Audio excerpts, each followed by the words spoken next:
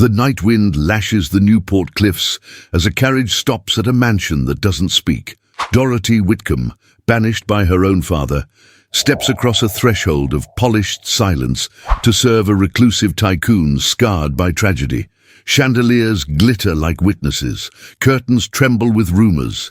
In these halls, duty is a cage, desire a spark, and a single unopened letter could set a family's fate ablaze. Is she punishment, or the key to waking a house that forgot how to breathe? A past returns, a secret stirs, and one impossible choice waits at the door. Before we begin, tell us where you're listening from, and what do you love most about period romances? The longing, the scandal, or the redemption? Newport, Rhode Island, summer of 1899. The Atlantic wind rolled in over the cliffs with a solemn whisper, brushing against the stone facades of mansions built to impress, conceal, and endure. Among them stood the Ashbury estate, perched on the edge of the cliff walk, like a ship anchored in time. Its walls were lined with ivy and silence, its great windows reflecting not only the sea, but a sorrow that lingered in the very air. Doroty Whitcomb arrived not as a guest, but as a consequence. The wheels of her father's carriage had barely stopped crunching over the gravel before she was ushered out without ceremony. The driver did not help her down. The footman did not offer a welcome.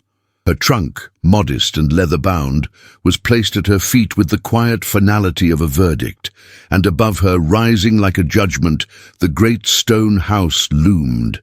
She wore a dove-grey travelling dress with sleeves fastened at the wrist by mother-of-pearl buttons.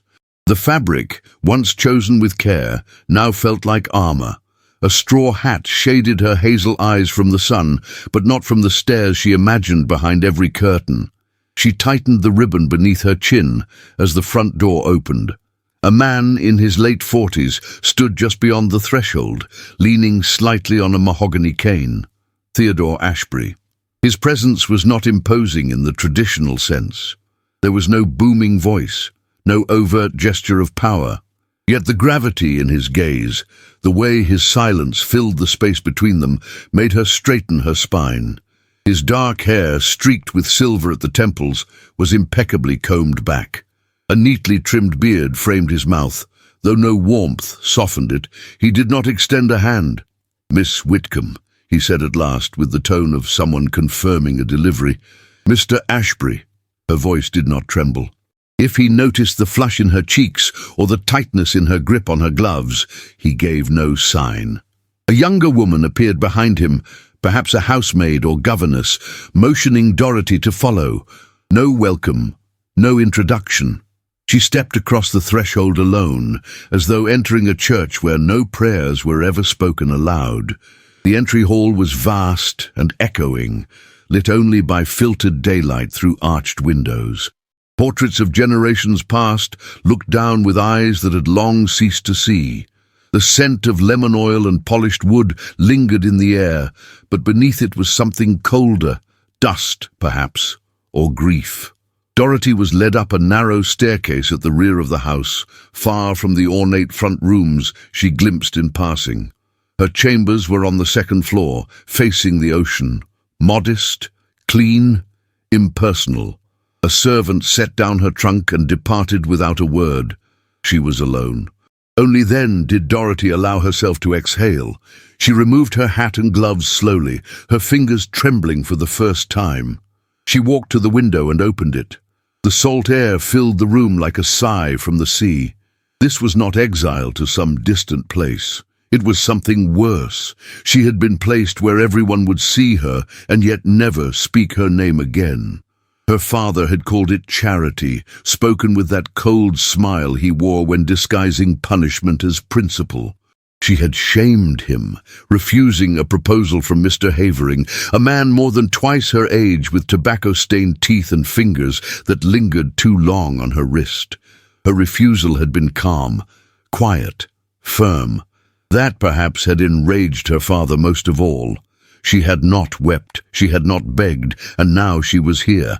The hours passed with the stillness of a house that did not expect change. At dinner, she was not summoned. A tray appeared in her room, a silver dome over boiled chicken and steamed carrots, untouched. The next morning she dressed in a soft blue day gown with ivory lace trim, her hair pinned in a modest chignon. She presented herself in the drawing room precisely at 9, as instructed. Theodore Ashbury was already seated, reading a newspaper.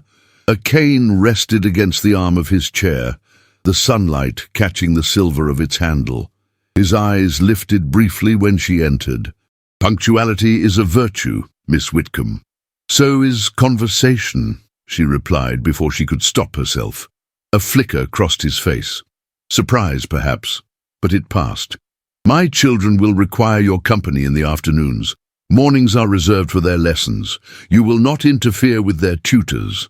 Your duty is to assist with transitions, ensure decorum during outings, and provide a civil presence during meals." He paused. "They do not require affection." She said nothing. "Is that understood?" "No," she answered softly.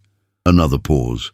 "Children always require affection," she added, with the quiet force of someone who had once gone without. He did not respond. She turned and left the room without awaiting dismissal.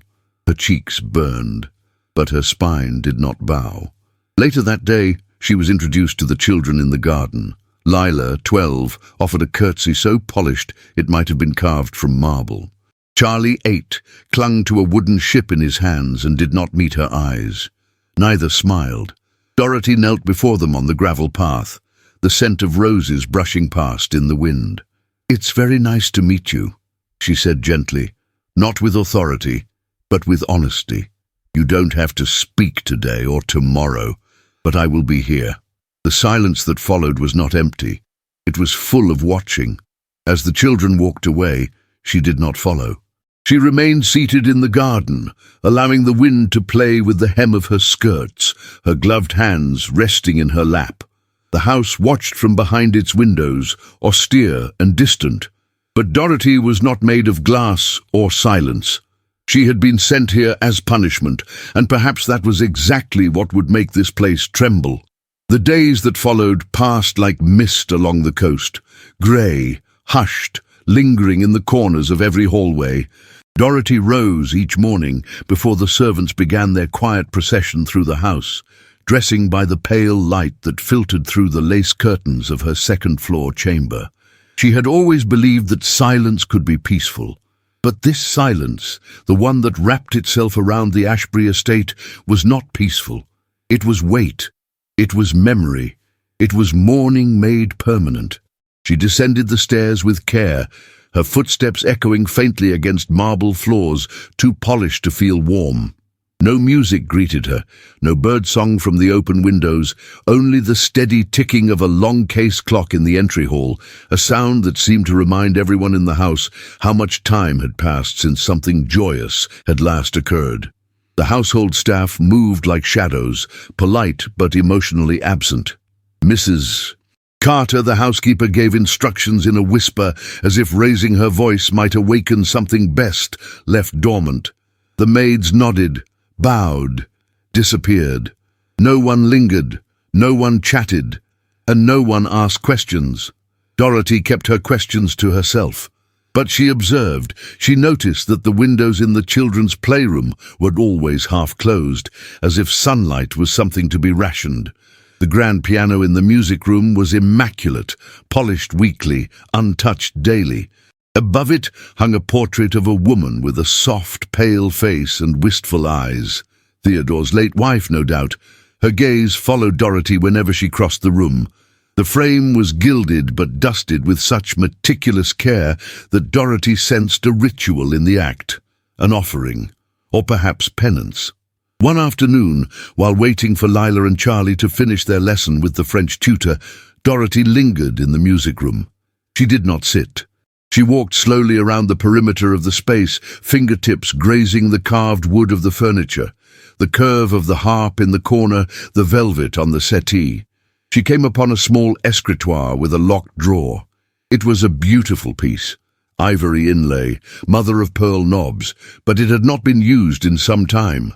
On its surface sat a stack of correspondence tied with a ribbon, unopened, postmarks from the spring.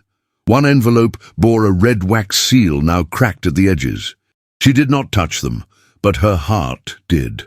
That evening, after dinner, taken alone in her room again, a meal of roasted chicken and chilled fruit she barely tasted, Doroty lit the small oil lamp on her writing desk. Her journal lay before her, unopened. She stared at it for several minutes before finally reaching for a worn volume of poetry instead. Tucked inside its pages was a folded sheet of parchment, blank until now. She began to write, not to anyone, not for anyone. It was not a letter of protest nor of longing. It was a confession of fear, of resolve, of the hollowness she felt sitting beside a child who would not speak and a man who refused to see, of the way the ocean air tangled in her hair but could not unweave the knots in her heart, of how much she missed the sound of laughter and how she had never truly noticed its absence in her life until now. She folded the letter and slipped it into the pages of the book again, between lines about the sea and memory. Her fingers paused over the spine before she closed it gently, sealing the moment inside. The next day, she was seated on a bench in the side garden when Charlie approached her without speaking. He carried a wooden ship, its sails worn from handling, its hull carved with initials too small to read. He did not look at her. He simply sat beside her, the toy nestled in his lap like something fragile. Doroty did not speak either. She waited. Minutes passed. The wind stirred the rose bushes. Somewhere beyond the hedges, the gardener's shears made soft, rhythmic snips. Charlie's small shoulders shifted slightly, as if bracing for something. He placed the ship on the bench between them and nudged it toward her. "It doesn't float anymore," he whispered. Her chest tightened. She looked at the ship, then at him. "It doesn't have to," she said. "It's already carried so much."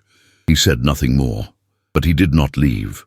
That evening, Theodore joined her in the drawing room.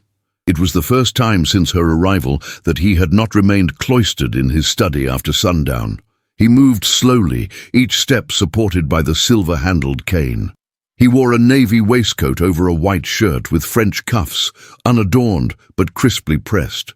The lamplight caught the silver in his hair, the tired lines at the corners of his mouth. "You were in the music room yesterday," he said. "I was. I prefer it undisturbed." I noticed. A silence stretched between them, not hostile, not yet familiar. He seated himself in the chair near the hearth, though there was no fire. His eyes drifted to the portrait on the wall. She used to play every evening, after supper, the same 3 pieces.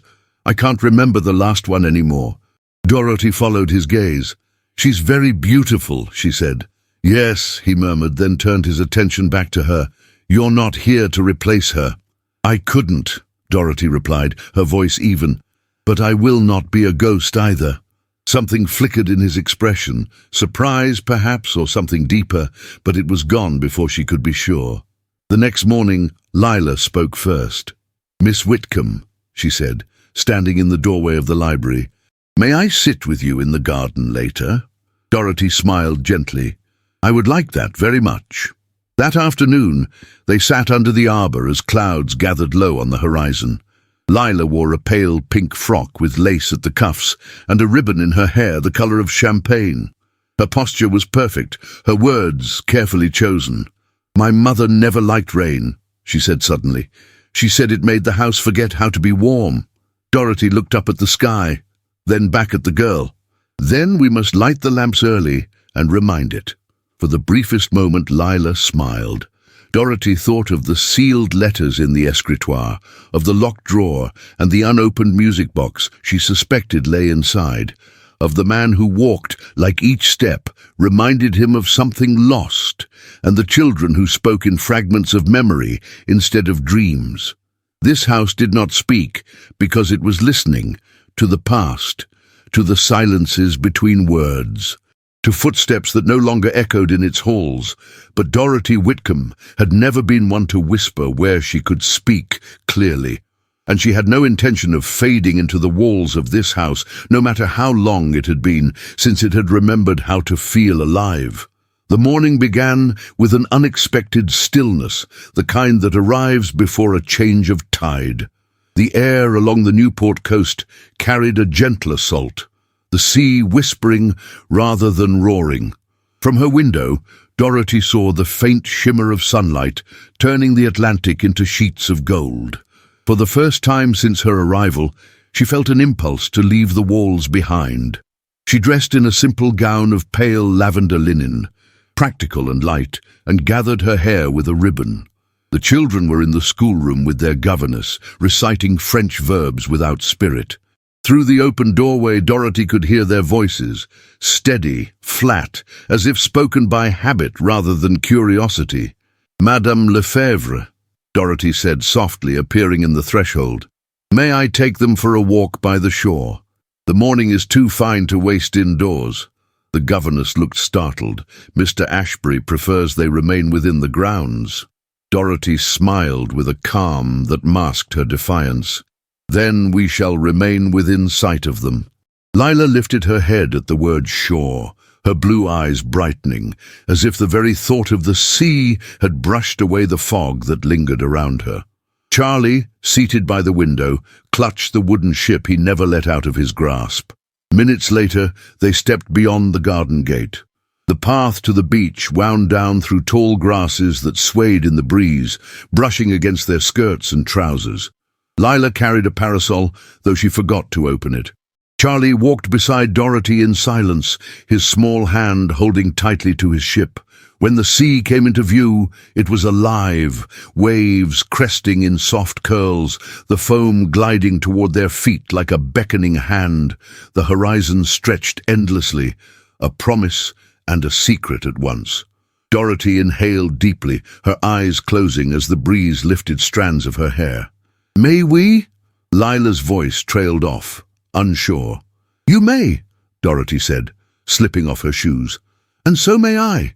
She stepped forward, her bare feet sinking into the damp sand. The water met her with a cold shock that made her laugh, quiet but genuine. It startled the children more than the sea itself. Lila hesitated only a moment before gathering her skirts and following. Charlie lingered behind, his expression a careful mixture of longing and fear. Doroty turned back toward him. "It's all right, Charlie. The water won't take you." He shook his head.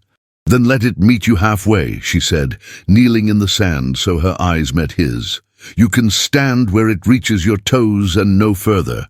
But come see how the waves remember to return, no matter how far they go."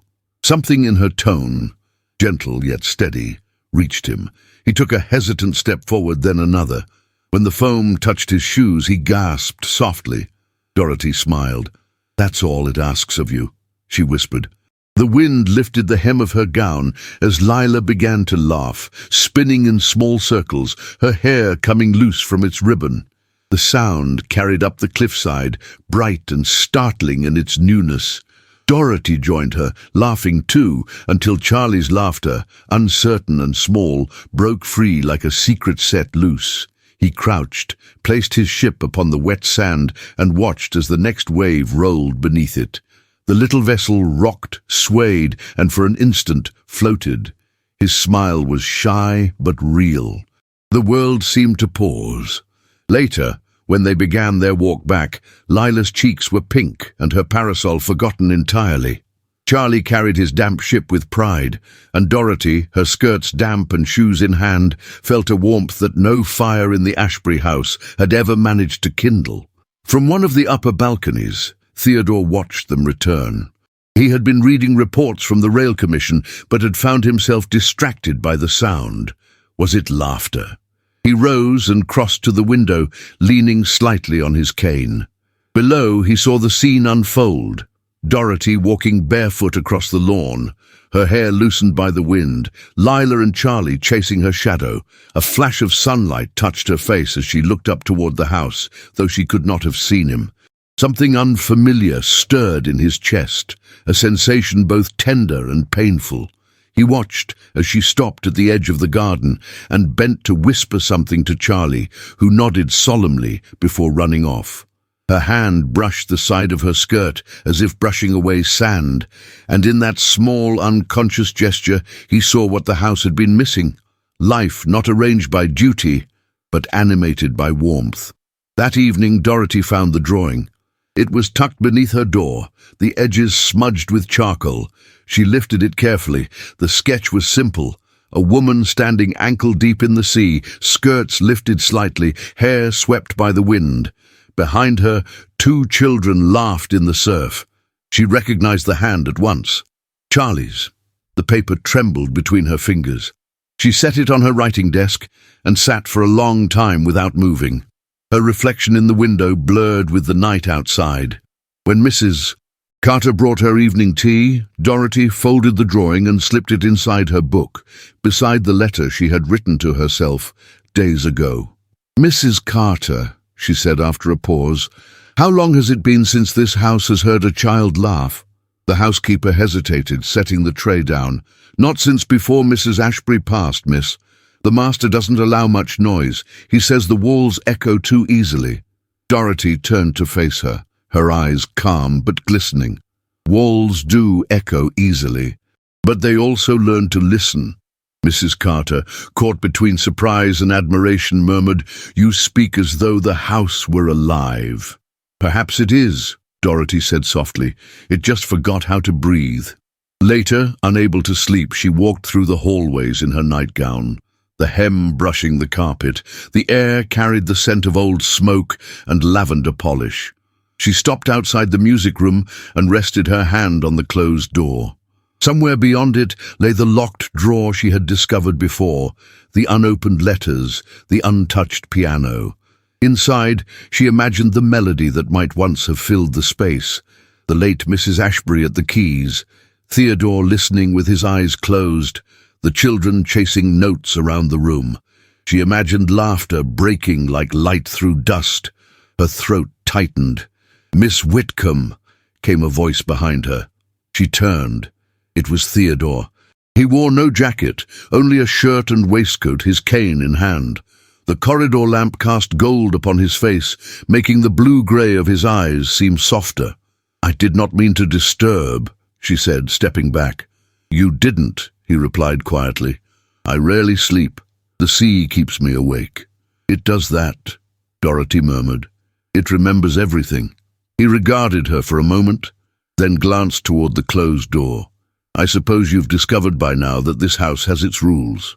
"Yes," she said, "and its silences." His lips curved faintly. "You find that troubling?" "I find it unnatural." Another silence, heavier this time. Then, as if conceding something small but significant, he said, "Charlie smiled today." She caught her breath. "You saw us?" He nodded once. "From the balcony." Doroty folded her hands before her, unsure what to say. She feared any wrong word might undo the fragile kindness that had entered the air between them. "The boy hasn't smiled since the accident," he said at last. "I'm not certain he remembers how to." "He does," Doroty whispered. "Children remember joy the way the sea remembers the shore. It only needs to be reminded." He held her gaze a heartbeat longer than propriety allowed. The lamp flickered between them. "Good night, Miss Whitcomb," he said, and turned toward his study. "Good night, Mr. Ashbury." When he had gone, Doroty remained a moment longer, her pulse steady, but her chest trembling. She touched the door of the music room again, as if sealing a promise not yet spoken, then returned to her chamber. Before extinguishing her lamp, she unfolded Charlie's drawing one more time. The charcoal lines caught the light, faint but certain, like footprints on the sand before the tide returns. She placed it beside her pillow and whispered into the darkness, "No house should forget the sound of the sea." And as she drifted to sleep, the wind from the cliffs carried the faintest echo of children's laughter, a sound she could not be sure was real, yet one that made the great silent house breathe again. The last of the summer days stretched long across the Newport sky, heavy with golden light that lingered until the very edge of evening. The sea, restless but calm in its rhythm, struck the rocks below the Ashbury cliffs in a melody of foam and echo. Within the great house overlooking that horizon, the silence had begun to shift so subtly that no one dared name it. It was not laughter yet, but an expectancy, a breath drawn before the words that might finally be spoken. That afternoon, Doroty had walked with the children through the gardens, her parasol closed at her side, the breeze playing with the ribbons of her hat. Charlie clutched his wooden ship as always, and Lila, who had begun to hum quietly as they walked, stopped to pick small daisies and weave them into a chain. It was an ordinary day by all appearance, yet Doroty felt that something, some invisible weight, was beginning to lift. When the sun began to lower, painting the sky in pinks and deep ambers, Doroty paused by the wide doors leading to the veranda. From there, she could see the faint shimmer of a brass telescope half hidden behind a covered table. It was long unused, forgotten under a thin layer of dust. She remembered Mrs. Carter mentioning, in a whisper, that the instrument had belonged to Mrs. Ashbury, who had loved the stars. Doroty hesitated, her gloved hand hovering above the velvet cloth that draped it. Then, with slow care, she pulled the cover away. The brass caught the fading light, gleaming faintly as if remembering its purpose. "May we see it?" Lila asked, her voice a delicate mix of curiosity and restraint. Doroty smiled. "Yes, I believe it's time this house looked at the sky again." By twilight the children had changed into their evening clothes, and Doroty had lit several lanterns on the veranda, their light dancing softly against the railings. The air smelled of salt and lilac, and the hum of crickets mingled with the rhythm of the sea below. When Theodore Ashbury appeared, he stopped at the doorway. His cane tapped lightly against the wooden floor, the sound precise, deliberate. He was dressed in a dark waistcoat and white shirt, the top button left undone in rare informality. His eyes, grey-blue and shadowed, caught the glimmer of the telescope and stilled. "I had forgotten that still existed," he said quietly. Doroty turned to him, her tone gentle but steady. "I thought the children might like to see the stars." He did not reply at once. His gaze rested on the instrument, and for a fleeting second she saw something unguarded in his expression. An ache, perhaps, or memory. He stepped forward, resting a hand on the telescope, as if reacquainting himself with something both dear and forbidden. "She used to spend hours with it," he murmured, half to himself. "The night before the accident she was here, watching the Perseids. She said they looked like tears across the sky." Doroty said nothing, only adjusted the telescope with care. Lila stood beside her, eyes wide with anticipation. Charlie hovered behind, clutching his small ship even now. "Would you like to look, Miss Whitcomb?" Theodore asked suddenly. She glanced at him, surprised by the invitation. "If you wish." He gestured for her to go first, and she bent slightly to the lens. The air trembled faintly around them. Through the glass she saw the moon, brilliant, enormous, edged in silver light, and for a moment the world fell silent. "It's beautiful," she whispered. No wonder she loved it. When she looked up, Theodore was watching her. Their eyes met for a heartbeat longer than decorum allowed. Then he turned to Lila. "Come," he said softly. "Your mother used to say the stars kept secrets for those who remembered to ask." Lila approached the telescope with reverence. She looked through it, then gasped. "Papa, it's glowing!" Theodore's lips curved faintly. "It's the light from centuries ago, my dear. We are always seeing the past, even when we think it's the present." Doroty felt the words echo within her like a distant bell. Perhaps that was what this house had been doing all along, seeing the past, unable to look away. Then, without warning, Charlie spoke. His voice was soft, uncertain, but full of wonder. "It's alive," he said, looking up at the stars with wide eyes. The world seemed to still around them. It was the first full sentence he had spoken in months. Lila turned to him, astonished. Doroty's breath caught. Even Theodore's grip on his cane loosened slightly. Charlie, oblivious to their awe, continued in a whisper. "It moves, even when everything here stands still." Doroty felt her throat tighten. She knelt beside him, placing a hand gently over his small fingers. "Yes," she said softly. "It does. It never stops." Theodore looked at his son, his expression unreadable. His jaw shifted as though holding back words too heavy to release. When he finally spoke, his voice was hoarse. "You should both go inside," he said quietly to the children. "It's getting cold."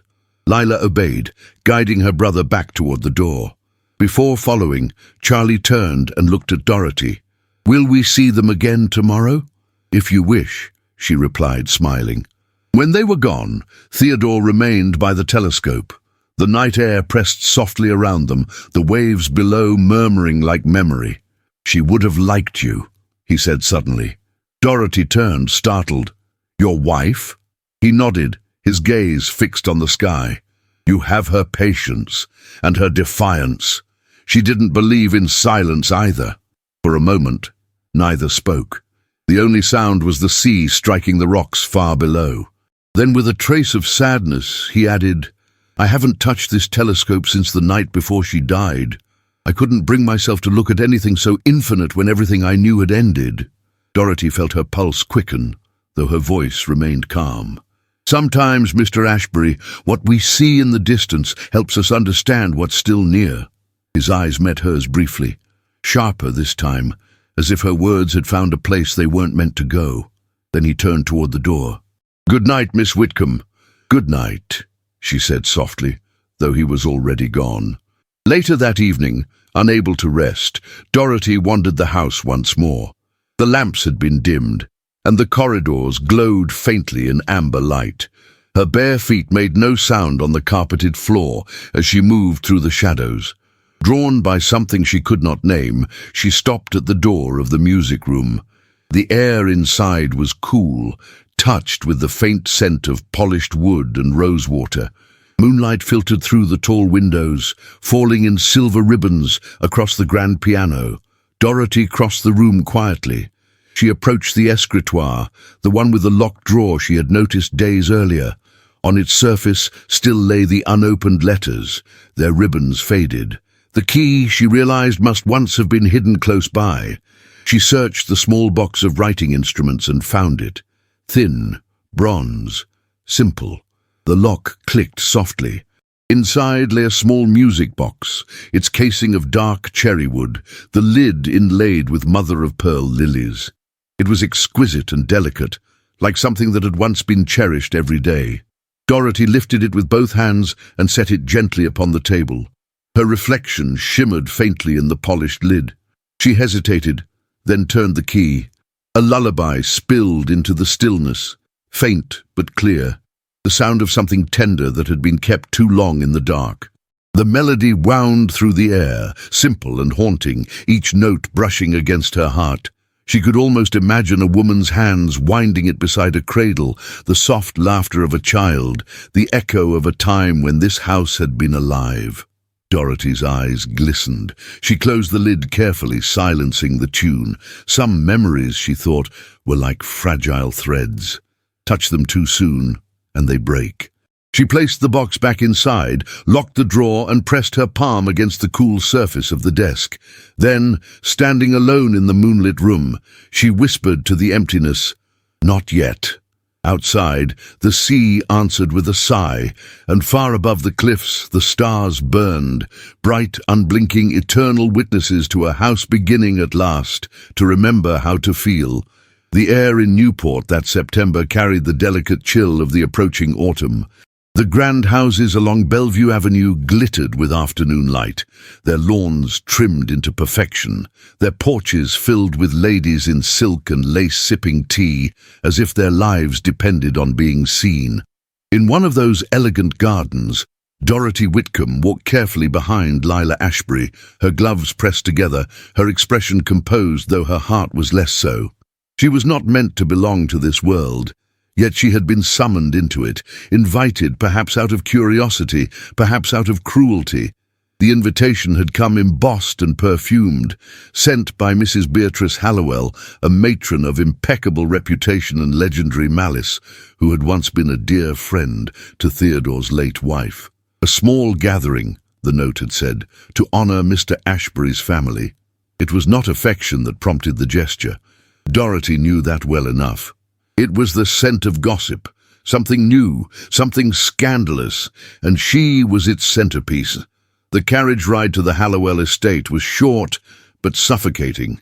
Lila sat beside Doroty, her hands clasped tightly over a small reticule. The girl's usual composure seemed thinner today, fragile as the lace at her collar. "Do I have to go, Miss Whitcomb?" she asked quietly. Doroty forced a smile. "We will go, my dear, because we have been invited, and we will leave when we have been properly seen." Lila frowned. "That sounds like something my father would say. Then perhaps we both understand him better than we think." When the carriage stopped before the ivy-covered mansion, Doroty drew a slow breath. She stepped down, her lavender gown catching a shaft of sunlight that glimmered through the trees. It was modest compared to the silks around her, but elegant nonetheless. A high neckline trimmed in white lace, the skirt soft and flowing. She wore no jewels, except for a small brooch at her throat, a token of her late mother. The garden was filled with the fragrance of roses and the sharp sweetness of lemon cakes.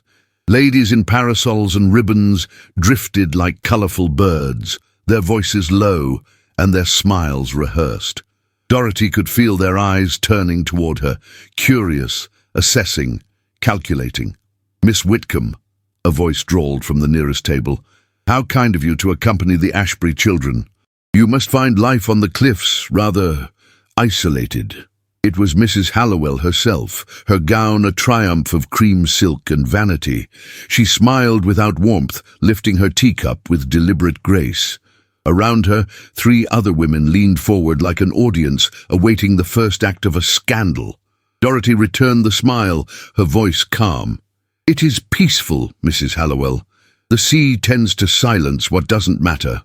A murmur ran through the group. Mrs. Hallowell's eyes sharpened. "Yes, but one must be careful what one silences, don't you think? Houses with too many secrets have a way of echoing." Before Doroty could reply, Lila stepped forward. "My father says our house keeps no secrets, Mrs. Hallowell. Only memories." The girl's tone was pure steel wrapped in silk. The older women blinked in surprise. Doroty, stunned but proud, laid a gentle hand on Lila's shoulder. "Indeed," she said softly, "and some memories are worth keeping." Mrs. Hallowell smiled again, this time thinner, crueler. "Of course, my dear, you speak beautifully for your age. Your mother must be very proud." Lila's chin lifted, her blue eyes glinting. "My mother is dead," she said, each word like a bell tolling through the garden. "But I imagine she would be prouder still if we remembered to be kind." The silence that followed was exquisite. Mrs. Hallowell's fan stilled mid-air. Someone coughed behind a lace handkerchief. Doroty inclined her head slightly and said, "Perhaps we should take some air, Lila." As they walked away down the rose path, Doroty heard the murmurs begin again, low and frantic. The sound of gossip was as familiar as the hum of bees, but this time it did not sting. It sounded hollow, smaller than it once had. When they reached the carriage, Lila turned to Doroty, her eyes bright with unshed tears. "I shouldn't have said that, should I?" Doroty knelt before her and brushed a lock of hair from her face. "No, my dear, you should have. There is dignity in truth." Lila smiled faintly. "You sounded just like my father when you said that." Doroty looked away, her heartbeat quickening. "Then I must choose my words more carefully." By the time they returned to the Ashbury estate, the sky had turned the colour of faded violets. Theodore was in the library when they entered, a glass of port untouched beside him.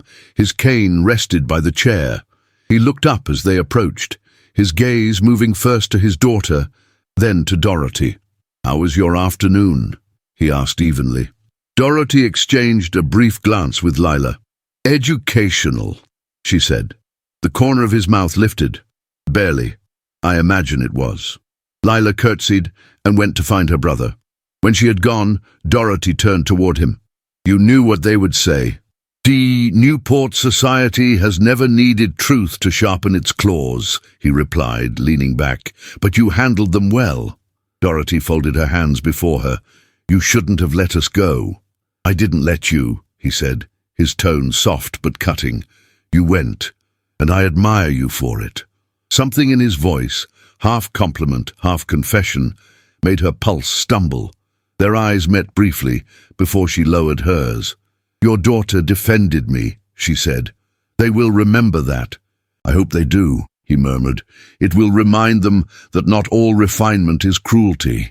For a moment the room seemed smaller, filled with the unspoken, the crackle of the fireplace, the faint sound of waves far below, even the steady tick of the clock. All of it faded into a silence that neither dared to name. That night, unable to sleep, Theodore wandered the halls of his house. He passed the music room, pausing when he noticed the door slightly ajar. The air carried a faint scent of lilac and something sweeter, dust stirred by memory. Inside, on the escritoire, the music box sat uncovered, the faintest trace of moonlight glinting on its mother-of-pearl inlay. Doroty had found it days ago, though she had never spoken of it. He knew she had touched it. He could feel it. He reached for it, his fingers brushing the lid. Slowly, he turned the key. The lullaby began softly, its first notes uncertain, as if remembering how to breathe. The melody filled the room, tender, sorrowful, achingly familiar. He closed his eyes. The years between then and now collapsed. He saw his wife's hands, slender and pale, winding the key, her laughter echoing faintly through the corridors. He saw her leaning over the cradle, her hair loose, her voice a whisper of comfort. When the music ended, he remained still, his hand resting on the lid. A single tear slid down his cheek, though his face betrayed no movement. He closed the box, the soft click like the ending of a prayer. The next morning at breakfast, Theodore entered the dining room later than usual. Doroty stood by the window, helping Charlie with his napkin. Lila was buttering toast, humming absently, the same melody from the night before. He stopped. Doroty turned slightly, her eyes meeting his. He said nothing, but she read something in his expression. A quiet gratitude, perhaps even forgiveness. He took his seat, and for a fleeting moment the air between them was almost warm. That moment would not last. By afternoon, a letter arrived, its seal unbroken, but its presence heavy. Doroty recognized the handwriting before the butler even spoke. "From Mr. Whitcomb," he said, setting it on the tray. Her father's words were brief, his cruelty as efficient as his penmanship. "You will meet me at the harbour house tomorrow at 3. I have arranged a proposal from a man of means. You will accept it. If not, I will see to it that Mr. Ashbury's next venture collapses before the ink is dry." Her hands trembled as she folded the letter. She looked toward the hallway where the children's laughter drifted faintly from the parlour. The sound, once her refuge, now pierced her heart. That evening, as the last of the light faded from the sea, Doroty stood alone on the veranda. Below her, the waves struck the rocks with relentless rhythm, the scent of salt thick in the air. Behind her, the house glowed faintly, its lamps lit, its walls no longer so silent. And somewhere within, Theodore sat at his desk, unaware that the woman who had brought warmth back into his home was already being summoned to choose between the past she fled and the man whose heart she had quietly begun to awaken. The morning began with the sky veiled in gauze-colored clouds, the kind that threatened a storm without ever promising when it might break. The Atlantic was restless again, waves swelling with a quiet menace that mirrored the weight in Doroty's chest as she descended the staircase of the Ashbury house. The day ahead felt like the edge of a precipice, silent, still, but full of invisible pressure. In the dining room, Theodore Ashbury stood beside the mantel, not seated at the table as usual. He wore a dark wool coat despite the lingering warmth, and his cane rested near his chair. A letter, folded with exacting precision, lay untouched on the table. He looked up as she entered. His eyes searched hers, not with suspicion, but with caution, like a man who had learned to tread carefully around hope. "I received word this morning from your father," he said without preamble. Doroty remained still. The room was too quiet. He gestured to the letter without touching it. It seems he has concerns about your continued presence in my household. She stepped closer, her hands folded calmly before her, though her spine held every ounce of tension she would not allow to rise to her voice. He wishes me elsewhere, she said simply. Theodore's jaw tightened. He suggests your position here might reflect poorly on the household, on the children. Doroty's lips parted faintly. And what do you believe, Mr. Ashbury? He hesitated. Her heart beat once, hard, deep, then held its breath. I believe, he said at last, his voice lower, that your presence has done more good for this home than anything else since I lost my wife. And I believe my children smile because of you. Emotion flickered in his gaze. So briefly she might have imagined it, but then he added more deliberately, and I believe that this house will not survive being silenced again. A silence stretched between them, too much to say, too much at stake. Then, with visible effort, he stepped toward her. Doroty, he said, her name like a promise unspoken, I would like you to stay. It was not a command, not an arrangement. There was no mention of duties or compensation. It was something more fragile and far more dangerous. She looked at him, not just at the man he had become, but at the man who had remained behind his walls far too long. And yet she shook her head. I cannot remain as a guest, nor as an ornament placed for appearances, she said softly. And I will not stay as a kept woman, not even by your kindness. His expression tightened, not with anger but with restraint. What then? He asked. She stepped forward. A partnership, not based on debt, but on purpose. Let me continue what I began here. With the children, with the staff, with you, but not beneath you, beside you. Her words did not tremble, and that, perhaps, affected him most. He regarded her carefully, then, after what felt like a lifetime, he gave the smallest of nods. Beside me, then. That night, in the solitude of her room, Doroty sat at her writing desk. The moonlight spilled through the window in quiet silver, and her pen scratched across parchment with swift, restrained fury. Father, she began, her script neat and sharp. I will not attend the meeting. I will not consider the proposal. I will not allow you to manipulate my future as punishment for my defiance. I am not the bargaining chip you believe me to be. I have found my place, and it is not beside the man you chose, nor beneath your shadow. Your threats no longer hold weight. Whatever shame you feared, I release it. It is no longer mine to carry. D. Whitcomb.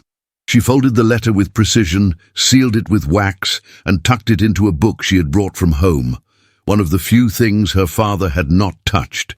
She would post it herself the following morning, directly from the harbour.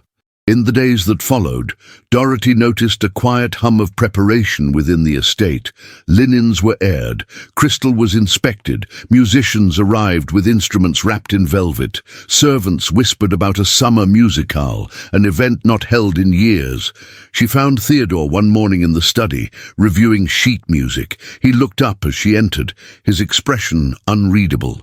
You're planning something, she said. He did not deny it. If people insist on whispering, he said dryly, then I intend to give them something to listen to. She stepped forward, drawn by something unspoken between them. And what exactly do you hope they will hear? That the Ashbury name is still worthy, he said quietly. That my house is not a mausoleum, that my children are not shadows, and that He stopped, then redirected, that I still have the power to set the terms of my own reputation. Doroty did not speak, but her gaze did not waver. And in that silence, something passed between them that no invitation could contain. Unbeknownst to her, Theodore had begun something else, a plan as quiet as it was devastating. At night, while the rest of the house slept, he read over ledgers, corresponded with attorneys, and negotiated discreetly with shareholders. Mr. Whitcomb, in his arrogance, had failed to recognize that influence can be bought and sold. Theodore Ashbury, who had once built railroads across impossible terrain, now quietly built a new foundation, one designed to collapse the power of the man who sought to control the woman who had brought his home back to life. Doroty, unaware, focused on the upcoming musicale. She coached the children in poetry and posture, helped the kitchen plan a menu that honored simplicity over extravagance, and chose the arrangements of flowers with Lila, who now quoted verses while placing roses. There were moments between arrangements and rehearsals where her gaze would meet Theodore's across a hallway or dinner table. No words would be spoken, but something charged would hang between them, unfinished, electric. One afternoon, as she walked through the west wing to inspect the guest salon, she came upon him adjusting the drapes. The light caught his profile, casting shadows across the sharp line of his cheekbone and the silver at his temple. He paused when he saw her. "You look tired," she said gently. "I feel older," he replied, but there was a softness in his voice. Doroty tilted her head. "And yet, you carry this house as though it weighs nothing." He met her gaze. "Because I am no longer carrying it alone." They stood in silence for several heartbeats, long enough to feel the space between them shrink, to sense that words would soon become inadequate. But then a knock echoed from the hall, and the moment dissolved like mist under sunlight. Doroty turned away first. That night, as the wind stirred the curtains in her room and the scent of salt drifted in from the sea, she opened the drawer of her desk and took out the sealed letter to her father. She held it over the flame of the oil lamp for a long, trembling moment. But then, with calm resolve, she blew the flame out instead. The ink was dry. The seal was firm. And the woman who had once been sent away in silence was now finding her voice in the rooms where no one had dared to speak. Outside, the ocean struck the cliffs in its eternal rhythm, and above the house, the stars continued to watch as two lives, one grieving, one rebuilding, prepared to meet the world on their own terms. The storm arrived without warning. By mid-afternoon, the summer sky that had once shimmered with light turned to iron. Wind swept in from the sea, violent and unrelenting, rattling shutters and flattening the roses in the Ashbury gardens. The ocean below thundered against the cliffs, each wave breaking like glass against stone, as if the world itself had grown restless with restraint. Inside the house, the atmosphere was no calmer.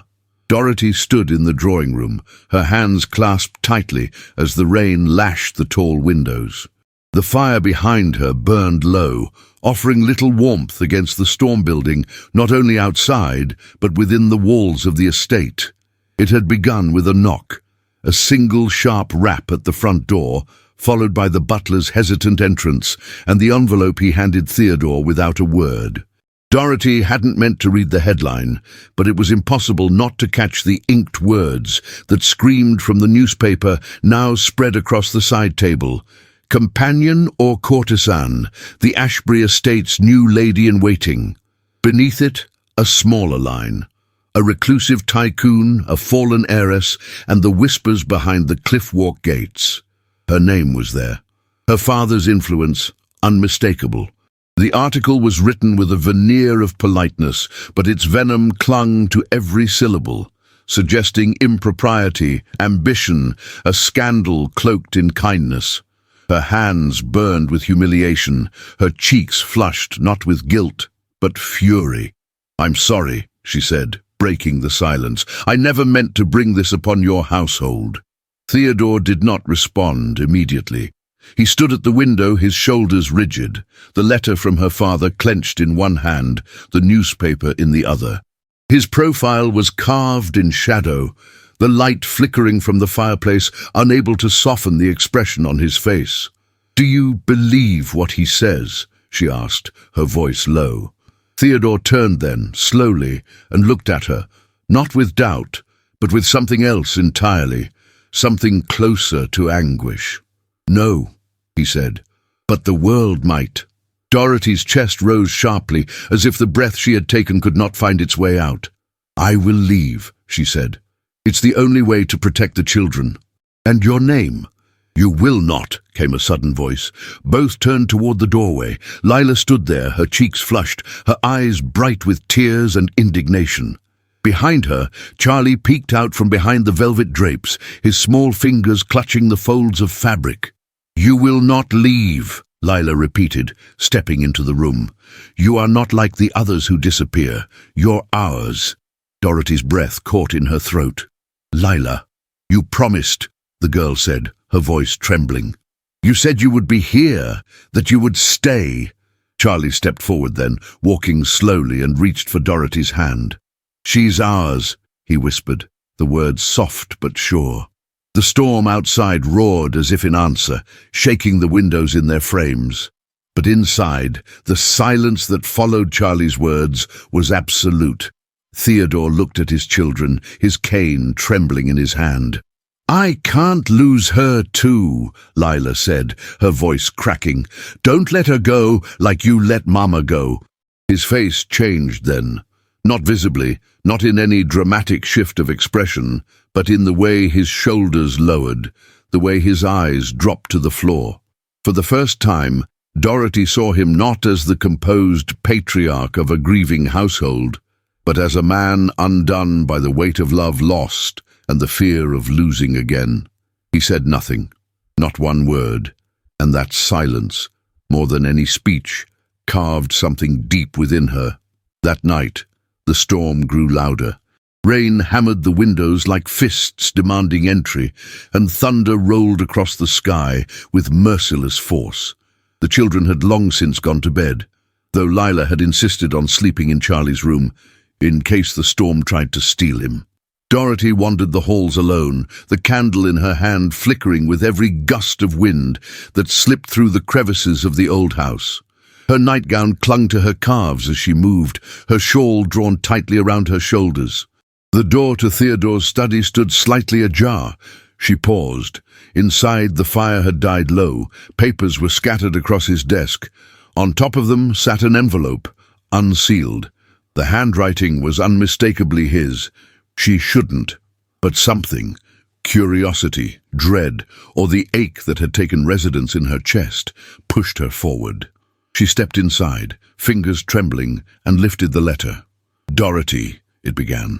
"There are things I cannot say aloud, not because I do not feel them, but because they terrify me. You arrived here as consequence, and yet you became necessity.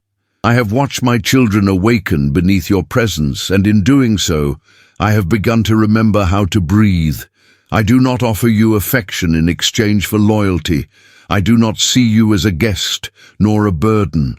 I see you as the stillness I have needed since the storm that took everything. I fear I have already said too much by writing this, and not enough. Stay, not for them, not for me, but because you are already a part of what we are rebuilding." Doroty pressed the letter to her chest, closing her eyes as the candlelight flickered violently behind her. She did not know if he had meant for her to find it. She did not know if she could answer it with words of her own. All she knew was that in the midst of a storm, something had shifted, something irreversibly tender. Outside, the wind howled over the cliffs and the sea crashed with fury. But within the walls of the house, a silence bloomed, no longer empty, but expectant. And Doroty, standing at the edge of what could never be undone, wept without a sound. The sun rose on the day of the musicale with a clarity so piercing it seemed unnatural, like a sky daring to pretend that storms had never touched it. After days of rain and rumblings, both from the heavens and the hearts within the Ashbury estate, Newport greeted the morning with light that gilded every window pane and kissed the roses back into bloom. Servants moved swiftly through the corridors, brass polished, linen pressed, chandeliers checked and rechecked for sparkle. In the dining room, silver glinted with the weight of preparation, and in the parlour, a string quartet rehearsed beneath frescoed ceilings, their instruments tuning the very air into anticipation. But it was the music room, long silent, long shuttered, that had become the centre of it all. Doroty stood at the threshold, her fingers resting against the carved wooden frame, watching as the last touches were made.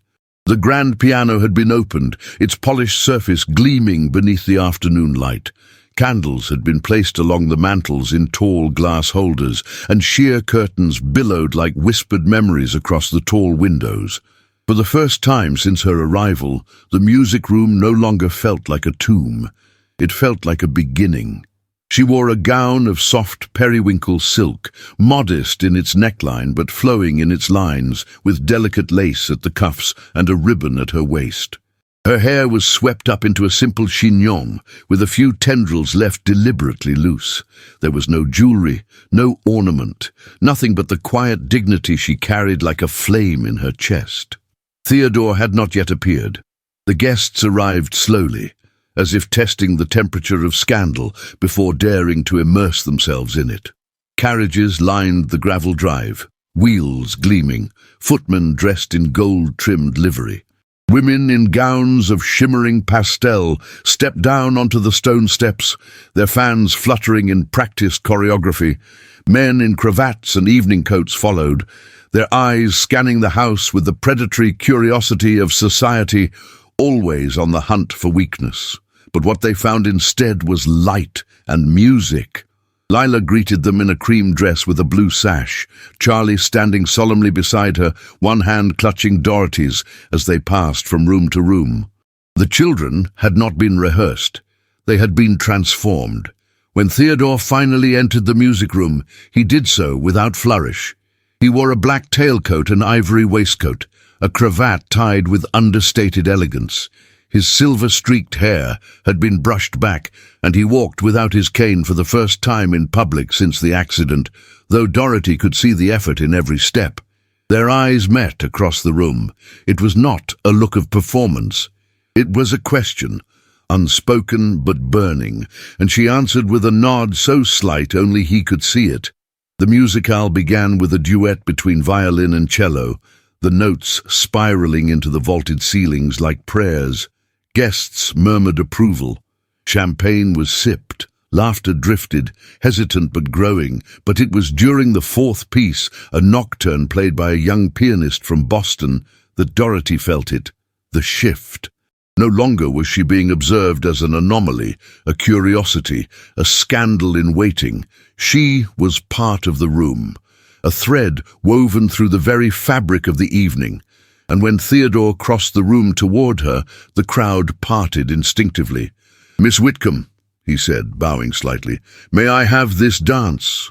Her heart paused, but her hand did not tremble as she placed it in his. The quartet began a slow waltz. The rhythm was tender, forgiving. They moved together cautiously at first. His steps measured, hers attuned to his lead. Their hands met not with flourish, but with familiarity. Her other hand rested lightly on his arm, and for the first time she felt the tension in his shoulders ease. Around them the room softened, voices hushed, scandal held its breath. Theodore's gaze never left hers. Every step they took was an unspoken sentence, every turn an admission.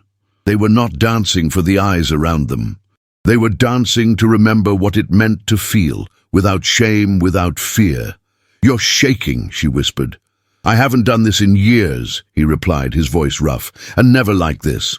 The final notes lingered in the air as they came to a gentle stop. Theodore bowed. Doroty curtsied. The room erupted into quiet applause, not forced, not polite, but reverent. She stepped back, allowing the next couple to take the floor, her breath uneven. The music continued, but for her the moment had already been composed, and it echoed still. Later, long after the last guest had gone and the candles had burned low, Doroty returned to her chamber. Her slippers in hand, the ribbon at her waist loosened. She stood at her desk and took out the letter. Theodore's letter. She unfolded it with care and read it again, this time aloud, as if daring the words to breathe fully in her space. "Doroty, there are things I cannot say aloud." Her voice faltered only once, but she pressed forward. Each sentence carved deeper, not wounds, but foundations. He had written not of desire, but of admiration, need, and fragile hope. He had written her name as if it belonged to something sacred. When the letter ended, she sat down and drew out fresh parchment.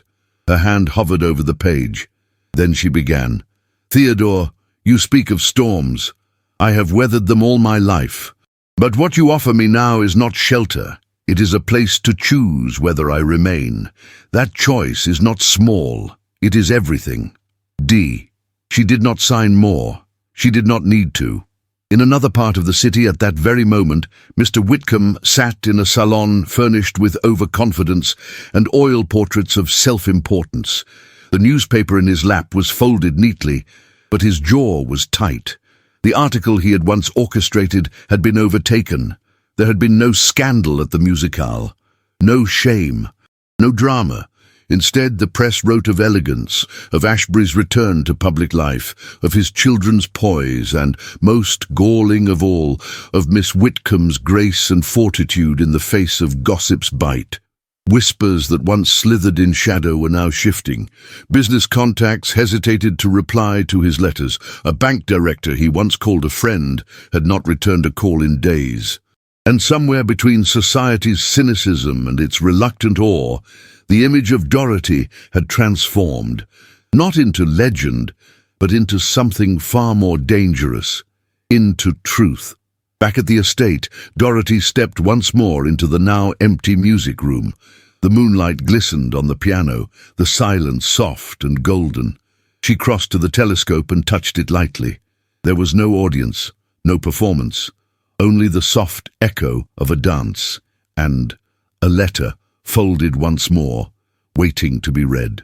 The great hall of the Ashbury mansion shimmered with candlelight and tension. The crystal chandeliers overhead held their breath. Every flicker of flame on polished silver, every whisper that floated across the velvet-draped room, trembled with expectation. Newport's finest had gathered, bankers with their gold watch chains, heiresses in silk so fragile they rustled like secrets, socialites cloaked in lace and curiosity, and at the center of it all stood a woman who had once been cast out like an inconvenience. Doroty Whitcomb moved to the front of the room with a grace that defied the fire beneath her ribs. Her gown was simple, cream satin with embroidered ivy at the hem and collar, a symbol chosen not for fashion, but for meaning. Ivy, she had once read, clings and endures. Behind her, Theodore stood near the French doors, his cane steady, his posture tall despite the burden in his leg. He did not approach the podium. He did not need to. The entire room, though they watched her, was aware of his silence, his steadiness, his presence. Doroty placed her gloved hands on the mahogany podium. The sheet of notes she had prepared remained untouched. Her voice, when it rose, was not loud, but it carried, like the sea air before a storm. "I was not raised to speak in rooms like this," she began, her gaze sweeping the rows of faces adorned with diamonds and intent. "I was raised to listen, to smile, to take my place in the order of things. But tonight I ask to speak not for position, but for something far more enduring." She paused, the hush deepening. "I have seen what grief does to a home. I have seen how silence can build its own walls, higher than stone, thicker than pride, and I have seen what happens when someone chooses to stay and listen past the silence, when someone dares to build again, even after the world has told them they are finished." A murmur stirred in the corner, approval perhaps, or discomfort. "I am not here to defend my presence in this house, nor to justify what cannot be measured by titles or wealth. I am here to speak of dignity, of how it lives not in fortune, but in how we treat one another when no one is watching." For a moment no one breathed, then came the rupture, a voice, sharp, seasoned, filled with righteous authority. "And what of manipulation, Miss Whitcomb?" The crowd parted slightly, turning toward the voice that had long thundered in boardrooms and echoed through parlor walls. Mr. Whitcomb stepped forward, the gleam of fury barely disguised beneath his tailored navy coat. "You speak of dignity, yet you arrived in this house through a father's mercy, and now you sit at the table of a grieving man, whispering in his children's ears, while securing your own comfort." Gasps rippled, like stones dropped in still water. Doroty did not flinch, nor did Theodore move. "Do you deny, Miss Whitcomb?" her father continued. that your place here has caused embarrassment to your family name, that your refusal to obey me has cost you your rightful future, that I offered you a marriage of respect and you spat upon it like a common girl chasing sentiment?" She looked at him, truly looked, and for the first time, she did not see a father. She saw a man frightened of losing control. "No," she said, her voice still calm, "I do not deny refusing the future you laid out for me. I only deny that it was ever mine to begin with." Before the silence could settle, Theodore stepped forward. Not quickly, not dramatically, but with a quiet weight that pulled every gaze. His cane struck the floor once as he moved to stand beside Doroty. He did not touch her. He did not raise his voice. Instead, he reached inside his coat and drew out a folio, thin, bound in soft leather. With deliberate movements, he handed it to the nearest gentleman on the board of Whitcomb Enterprises. "You may verify these with your clerks," Theodore said, his tone cool as silver. "They include the transfer records and voting rights of every share I purchased over the last 6 weeks." Mr. Whitcomb's face froze. Theodore looked at him, not with triumph, but with finality. "Your company is no longer yours." A hush fell so complete, the candle seemed to lean into it. Doroty turned slightly toward her father. Her hands, still gloved, rested at her sides. Her chin lifted. "You came here to shame me," she said softly. "To offer me one final bargain, obedience, in exchange for silence. But I will not be silent. And I will not marry a man I do not know, to salvage pride that was never mine to protect." Someone in the crowd, Lady Hargrave perhaps, let out a soft murmur of admiration. Mr. Whitcomb opened his mouth to reply, but no words came. He looked at Theodore, at Doroty, at the crowd who no longer looked through her but at her, and then he turned and walked away, shoulders stiff, the weight of power removed from his stride like armor shed on a battlefield. Theodore exhaled, though barely. Doroty did not. They did not embrace. They did not whisper. They simply stood, side by side, quiet, breathing the same air as though for the first time. That night, long after the guests had gone, and the laughter had been folded away like linens after a fete, Doroty climbed the stairs to the second floor. Her gown had been changed for a house robe of dusky blue, and her hair hung in a long braid down her back. She carried no candle. She needed no light. She entered the music room where the fire still flickered low and where the telescope rested quietly by the window. And there, on the piano bench, lay a sealed envelope. Her name written in ink that had begun to fade. She had found it days ago, hidden, half-intended, and read it in silence. A letter of love without demand, of admiration without design. A letter that saw her not as a fragile thing to be saved, but as something bright, chosen. She sat, the fire crackled, and she drew out her own envelope. The parchment was crisp, her script careful. "Theodore, I once asked myself if I would vanish in this house. If I would become just another piece of silent furniture, politely thanked, but never really seen. I no longer ask that. I am seen. Not for what I was born into, but for who I have become. You never tried to rescue me. You simply made it safe to become something more, and for that I will not leave, not because I have nowhere to go, but because I have already arrived." She folded the letter gently, placed it beside his. Two voices, finally in conversation. She leaned back in the chair, her eyes drifting toward the glass, where the sea shimmered in moonlight beyond the cliffs. Somewhere in the quiet, she heard footsteps, not hurried, not hesitant, just approaching. The mornings in Newport had softened. The scent of salt lingered in the sunlit corridors, and the house, once silent as a chapel, now echoed with laughter, footsteps, and the rustling pages of a life no longer paused. Weeks had passed since the night of reckoning, since Doroty had left her answer on the piano bench, beside the letter that had waited too long for a reply. Neither she nor Theodore had spoken of the letters aloud, but something had shifted between them, something that required no declaration. The mansion itself had changed. Doors no longer creaked closed. Music no longer lay trapped in silence. Even the light that filtered through the high-arched windows felt warmer, more willing to stay. Down the hall, a shriek of delight rose from Charlie, followed by the rapid patter of his feet as he ran toward the front stairs, brandishing a carved wooden ship in one hand. "Lila! He's gone toward the west wing!" came the teasing cry of a maid, half laughing, half feigning exasperation. From the second-floor landing, Lila called back with mock sternness, "Captain Ashbury, the drawing room is not a harbour." But her voice held no edge, only joy. Her once perfectly parted hair now swayed in loose braids, her skirts gathered for play rather than display. In the library, Doroty sat in an armchair by the fireplace, a book open in her lap.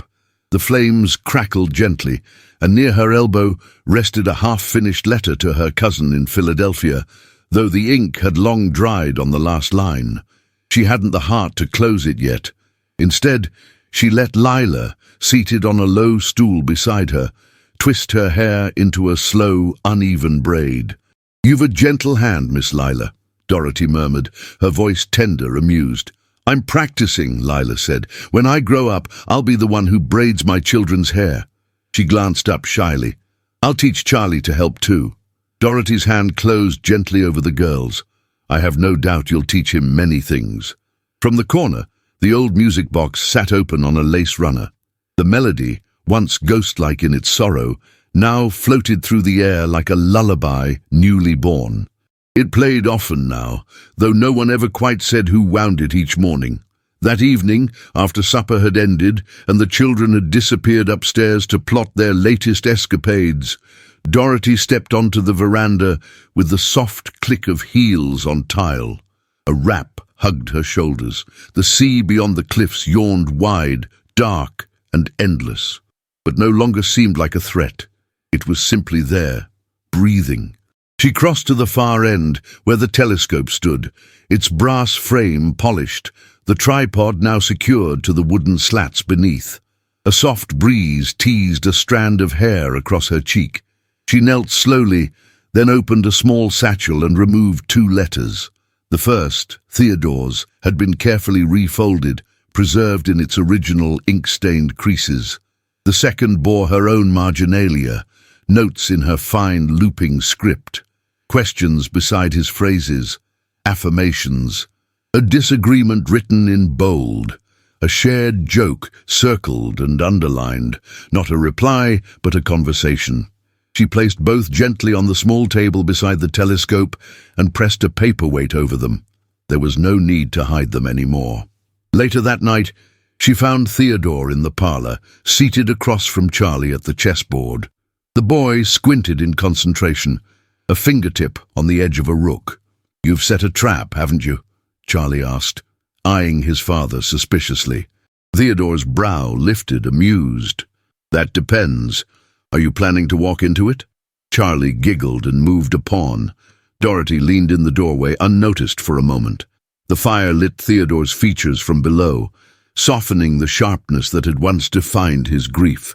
His eyes, those clear, stormy eyes, watched his son not with calculation but quiet affection. His hand, resting near his cane, remained still. It wasn't until later, when the house had quieted and the night wore a robe of silver mist, that Theodore sought her. She stood again on the veranda, this time barefoot, the hem of her cotton gown brushing against her ankles. He did not call out to her. She knew he was there by the shift in the air. She turned. "You found them," she said. "I did," he answered. He looked down at the letters, still pinned beneath the weight of glass.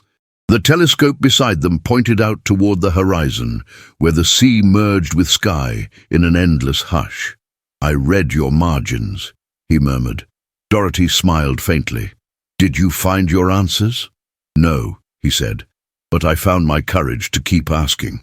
They stood together in the hush, where the stars overhead bore silent witness. He did not touch her, but his nearness was a warmth against her skin. "I haven't used the cane much today," he said after a pause. "I noticed," she replied softly. He looked down at it, then back at her. "I still bring it, habit perhaps." "Or armor," she offered. He gave a slow nod. It's been both. Doroty reached out, not to take his arm, but simply to place her hand near his. You don't have to put it down, she said. Just don't lean on it unless you must. The next morning broke soft and golden. The children burst from the house like birds released from a cage, Charlie carrying his ship, Lila her sketchpad. Theodore followed them, a cane in hand but unneeded. Doroty walked beside him, her skirts lifting slightly with each breeze. They made their way down the gravel path to the shore, where the sea awaited, patient as ever. At the edge of the sand, Charlie ran ahead, his feet kicking up salt-wet clumps. Lila held Doroty's hand, then released it to gather shells. Theodore paused beside her. You were given away, he said quietly, his gaze fixed on the waves. As punishment. And she looked up at him, her brow gentle. Yes, but you became more, he continued. You didn't bend, you built. Doroty turned toward the water. I didn't build alone. They walked together, hand in hand, their steps leaving uneven prints in the wet sand. Behind them, Lila and Charlie followed, weaving their own path, the laughter of children layering the sound of surf. The cane tapped the shore once, then again, but Theodore's weight remained evenly distributed. His gait was steady, measured, no longer defined by pain. At a bend in the shore where the cliffs rose like ancient guardians and the tide stretched far and clear, they stopped. Theodore looked down at their hands entwined, then at the children beside them. A family, he whispered. Doroty nodded. By choice. He looked out to sea. By resilience. She leaned her head briefly against his shoulder. By love. And in that still, unguarded moment, there was no music playing, no orchestra, no dramatic swell, but the waves sang. The sky opened, and the woman who had been discarded, silenced, used as a bargaining chip, now stood at the very center of what she had helped create. Not a home built by inheritance, but by healing, by hope, and by hearts that had learned to listen. Newport, 1905. The wind still danced along the cliffs, though the trees were taller now, and the house at the end of the path wore ivy like a memory, soft, stubborn, and green even in winter's breath. From the veranda, Doroty watched the children play by the sea. Lila, nearly 17, had become a fierce protector of beauty, sketching the shoreline with practiced hands, her brow furrowed with concentration, as if capturing light was a sacred duty. Charlie, now 12, had lost none of his wonder, though his limbs had stretched and his voice had begun to crack with change. He still ran with the same abandon, calling to the gulls as though they answered him in kind. And there, beneath the slope of a willow tree, a smaller figure toddled after a red ball, her curls wild and sunlit, her laughter clear as glass chimes in the wind. Amelia, just past her second birthday, Theodore's daughter. Doroty's daughter. The child had been born on a February night when the tide was high and the wind restless, as if the sea itself had leaned in to listen. She'd come with strong lungs and calm eyes, much like her father. From the moment Theodore first held her, cane forgotten at the side of the bed, Doroty had seen the final piece of something settle into place. Behind her, the door creaked open, and Theodore stepped out with a blanket in his arms. His hair had gone silver at the temples, his limp now faint, almost indistinct, but his eyes remained steady, ever clearer with time. She forgot this again, he said, holding up the child's bonnet. Our daughter has no respect for weather. Doroty chuckled softly. She has no fear of anything. Remind you of someone? He asked, wrapping the blanket gently around her shoulders. Of everyone I've ever loved, she whispered, leaning into his warmth. 5 years had not dulled what they built. It had deepened it, polished it like stone, smoothed by the sea. Their love was no longer breathless or uncertain. It was woven into rituals, a shared cup of tea, a glance across a crowded room, the way Theodore kissed the crown of her head each evening without fail. He still limped. She still teased him about his poor taste in neckties, but their home was filled now with more than memory. It was layered with music, color, and the breath of new life. The summer after their wedding, the scandal that had once threatened to unravel them was all but forgotten. Mr. Whitcomb had vanished into the folds of social irrelevance, his own company absorbed, his legacy rewritten by Theodore's steady hand and Doroty's quiet diplomacy. No public disgrace was ever declared, but the absence of invitations, the withdrawal of support, and the slow closing of doors had spoken loud enough. He'd paid a price, not in headlines, but in isolation. Lila had become her own force. Doroty had kept her promise, enrolling the girl in a women's academy in Boston, where she thrived among thinkers and dreamers.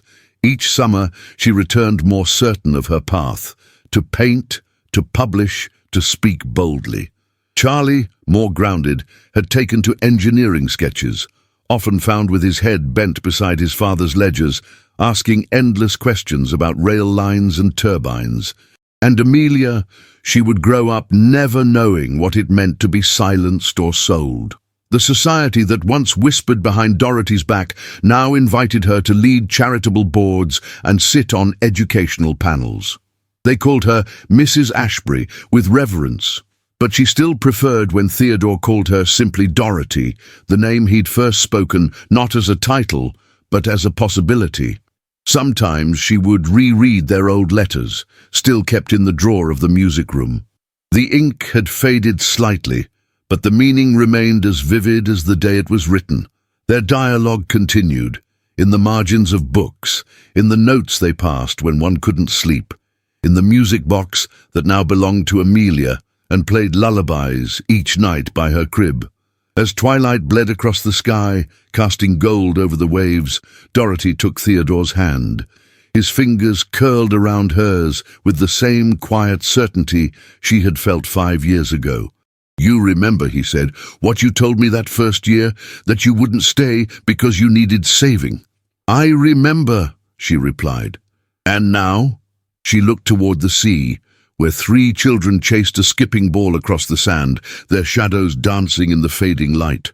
"Now I stay," she said, her voice trembling with peace, "because this is where I became myself." The tide lapped gently at the shore, carrying away the years that once wounded, and bringing in the ones they had built, together. And in the hush between waves, the past folded itself into memory, while love, true, tested, enduring, stood as the quiet force that had turned punishment into purpose, solitude into home, and strangers into a family bound not by blood, but by the unbreakable choice to belong. What if the place you were sent to as punishment became the place where you healed? Doroty Whitcomb's story is not just about love, it's about resilience, about how dignity begins when we choose ourselves, even when the world tries to choose for us. It's about the quiet revolution of building something beautiful after everything has been broken. And it's a reminder that family isn't always who we're born to, but who walks beside us when the storms come. If this story moved you, if you felt seen through Doroty's journey, let us know in the comments. Tell us what part stayed in your heart. And if you made it all the way to the end, write the word belonging in the comments. We'll know you're one of us, and it will help more people discover this story. If you wish to support the team that lovingly brings these period romances to life, you can now send a super thanks on YouTube with any amount you feel inspired to give. It helps us continue creating stories that honor emotion, depth, and the timeless beauty of second chances. And if that's not possible right now, simply sharing this video with a friend is a beautiful way to support what we do. Don't forget to check the cards on screen. We've selected other powerful love stories filled with drama, healing, and hope, just like this one. Thank you for watching, and remember, even in the quietest house, even after loss, love can still come knocking.